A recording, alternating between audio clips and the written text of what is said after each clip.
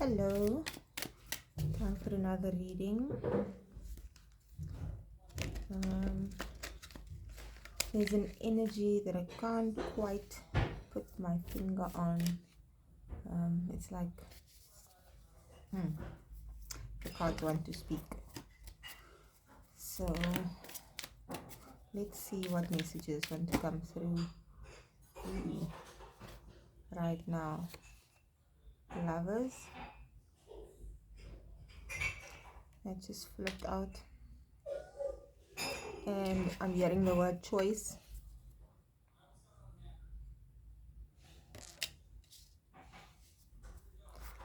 Choices between old and new, choices between what is aligned with our higher purpose in our soul and what is not.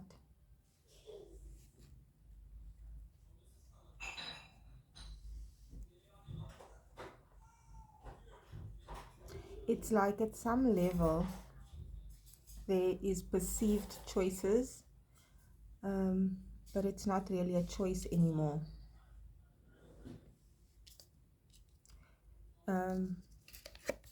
You're either in a place where you are your true authentic self and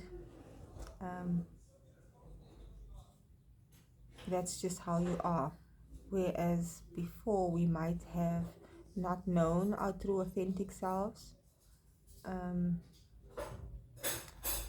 and then gotten to a point where you knew your true authentic self, but you were still covered, clothed in an old version of you, an expected version, and it's not even a choice anymore. We are unbound.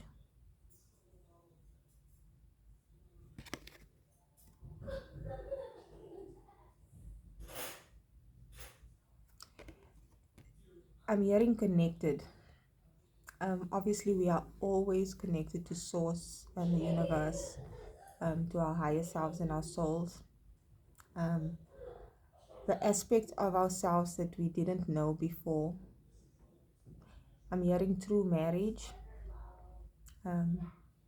which is the marriage of the soul to Source.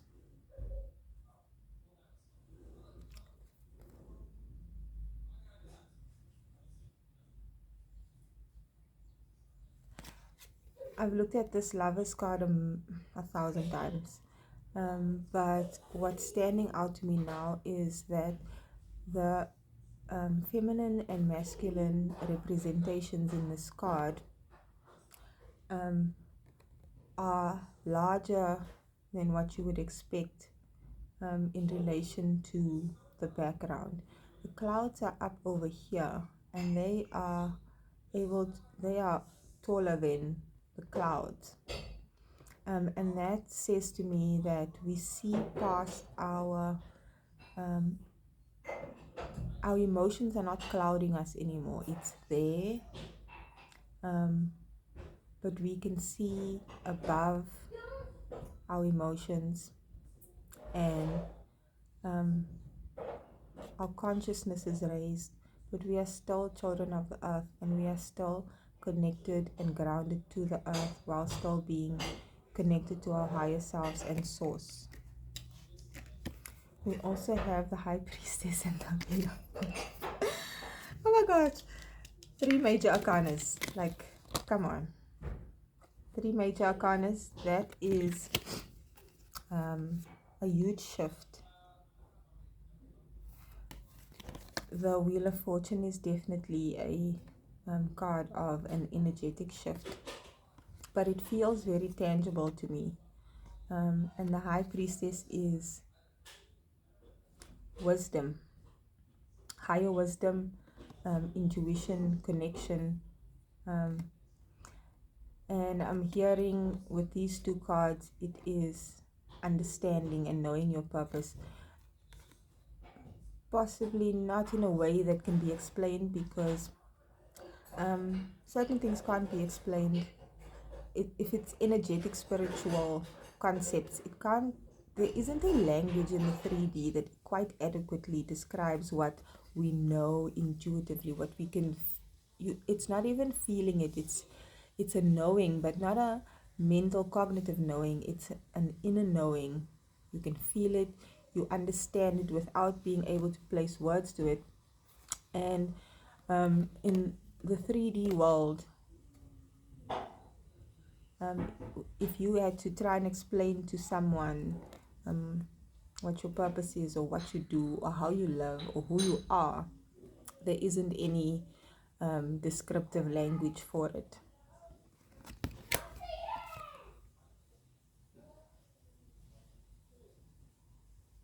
I have been getting this sense of time being different, almost as if time has stopped.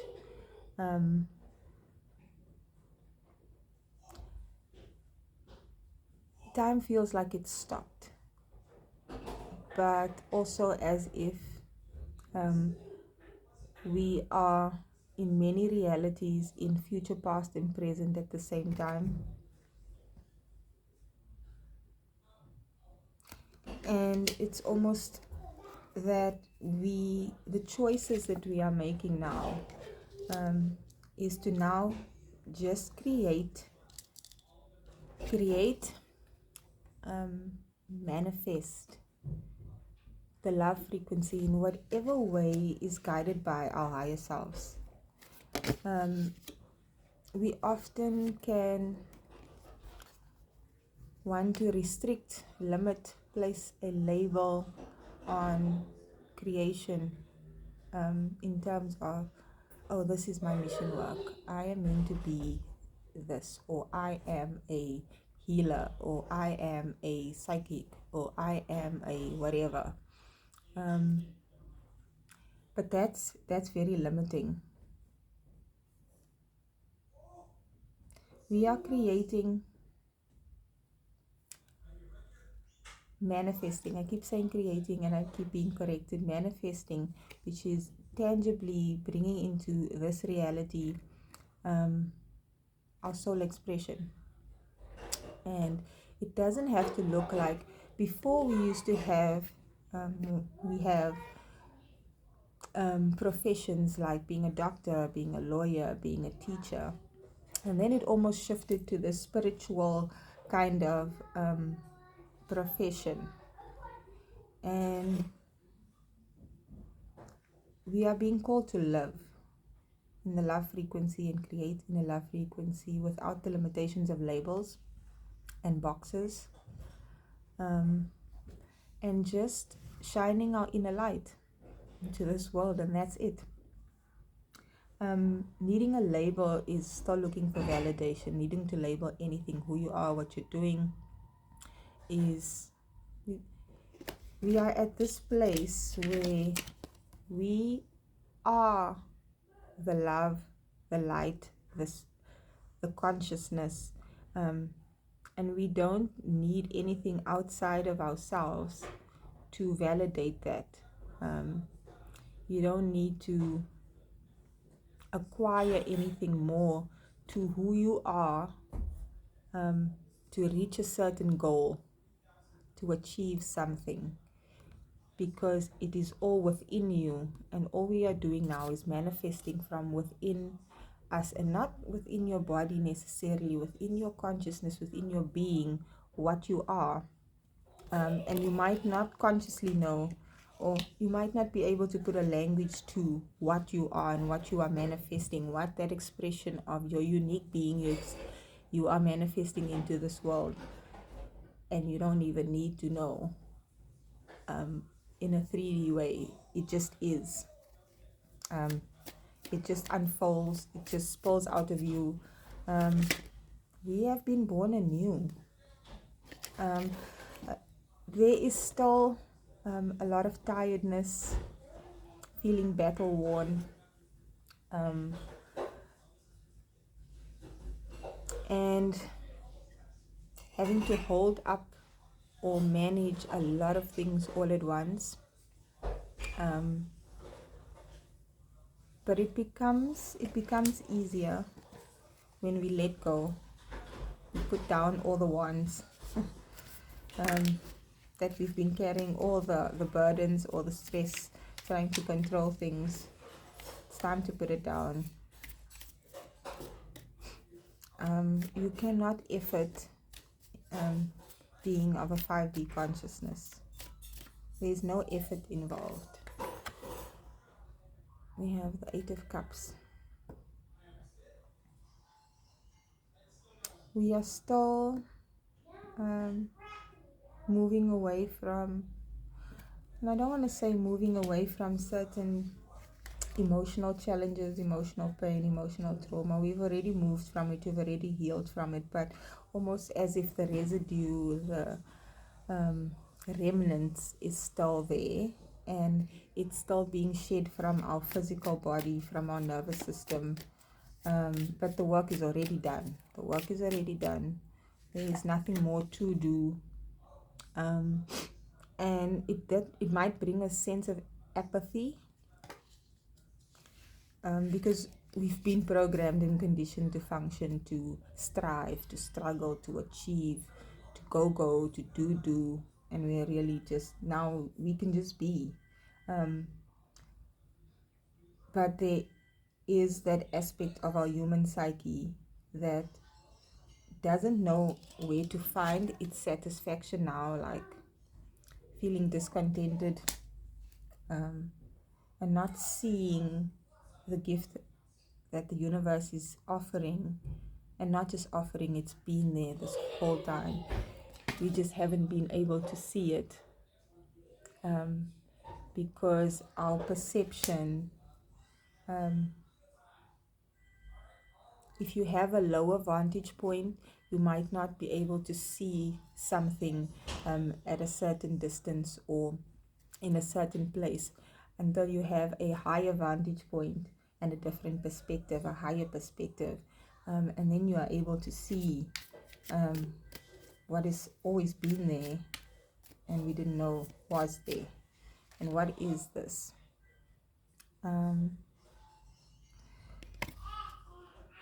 Seven of Wands is about defensiveness, standing your ground, feeling like you need to fight against something, the external world. Like that's what's been keeping us from true union of self with source, true union with a divine counterpart. It's felt like we've had to fight, but really what we were fighting was our inner programming and those illusions that were necessary, or that we decided to incarnate into those illusions to be able to get to this point where we are at now. The Queen of Pentacles. What comes next is grounding this energy, and there is a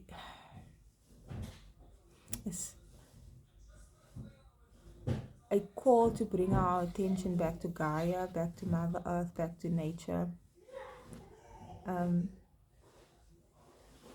It's easy to, as you awaken and your consciousness rises, to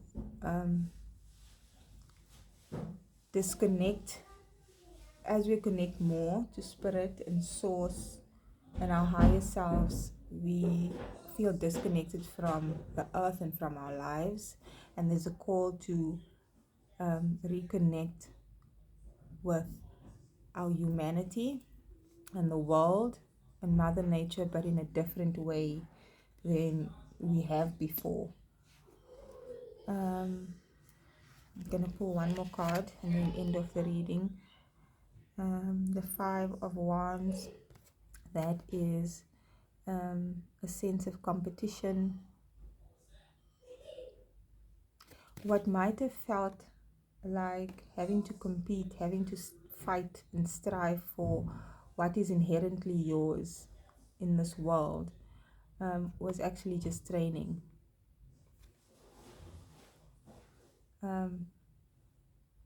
Preparation for what it is we are creating and manifesting. And the messages run out there. I don't know if that makes any sense, but again, there's almost no way to express in words the energies and the messages in some instances, but there's always a knowing inside all of us that resonates in some way. Mommy. I will catch you in another reading. Mommy.